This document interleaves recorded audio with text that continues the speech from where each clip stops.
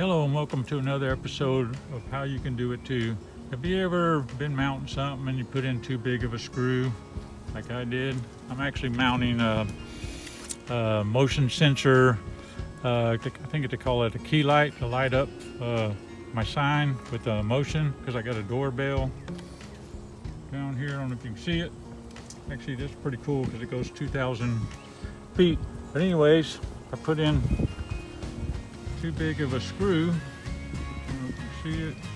Too big, so I wasn't able to get this mounted on there. So that's not a problem, because I need to put this littler one in there so it will set in there.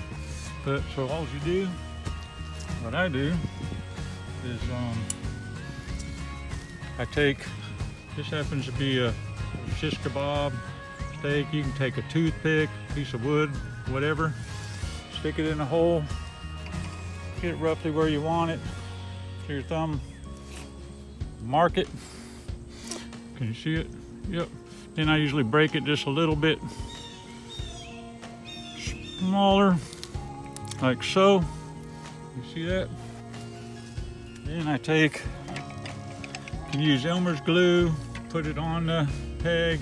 In this case, I'm going to use some adhesive caulking. This happens to be clear. And I shoved a little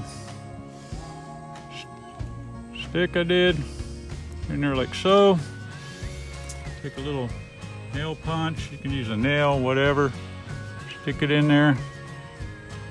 You don't necessarily have to use the glue or anything, but I do just to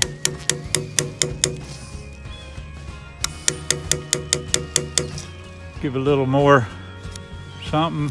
In worst scenario, and you put your new screw in. This one, littler one. Now it should seat, where I can actually put the mount in.